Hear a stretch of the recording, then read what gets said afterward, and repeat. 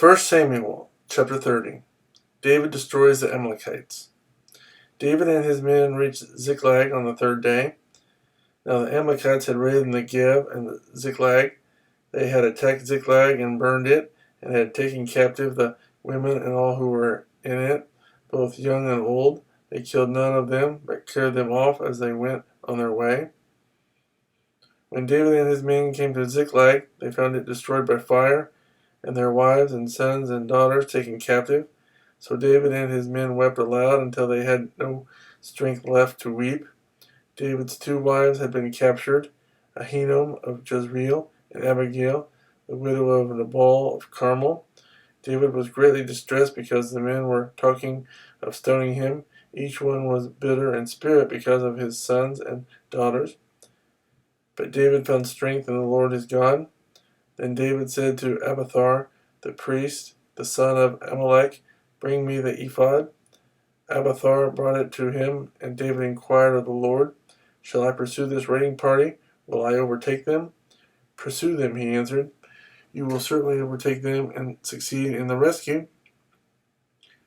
David and the 600 men with him came to the Besor ravine, where some stayed behind, for 200 men were too exhausted to cross the ravine. But David and 400 men continued the pursuit. They found an Egyptian in a field and brought him to David. They gave him water to drink and food to eat, part of a cake of pressed figs and 2 cakes of raisins. He ate and was revived, for he had not eaten any food or drunk any water for 3 days and 3 nights. David asked him, "To whom do you belong, and where do you come from?" He said, "I am an Egyptian, the slave of an Amalekite. My master abandoned me when I became ill 3 days ago.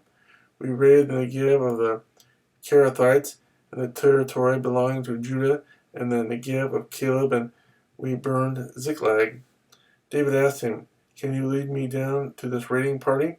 He answered, "Swear to me before God that you will not kill me or hand me over to my master, and I will take you down to them." He led David down, and there they were, scattered over the countryside, eating, drinking, and reveling because of the great amount of plunder they had taken from the land of the Philistines and from Judah. David fought them from dusk until the evening of the next day, and none of them got away except 400 young men who rode off on camels and fled. David recovered everything the Amalekites had taken, including his 2 wives. Nothing was missing, young or old, boy or girl, plunder or anything else they had taken. David brought everything back. He took all the flocks and herds, and his men drove them ahead of the other livestock, saying, "This is David's plunder." Then David came to the 200 men who had been too exhausted to follow him and who were left behind at the Besor ravine. They came out to meet David and the people with him. As David and his men approached, he greeted them, but all the evil men and troublemakers among David's followers said, "Because they did not go out with us, we will not share with them the plunder we recovered. However, each man may take his wife and children and go." David replied, "No, my brothers, you must not do that with what the Lord has given us. He has protected us and handed over to us the forces that came against us. Who will listen to what you say? The share of the man who stayed with the supplies is to be the same as that of him who went down to the battle. All will share alike."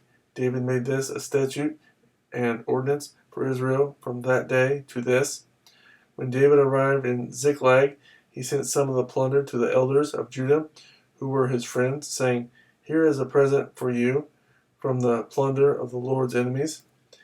He sent it to those who were in Bethel, Ramoth, Negev, and Jattir, to those in Aror, Siphmoth, Eshmoah, and Rakal, to those in the towns of the Jerahmeelites and the Kenites, to those in Hormah, Bor Ashan, Athshach, and Hebron, and to those in all the other places where David and his men had roamed.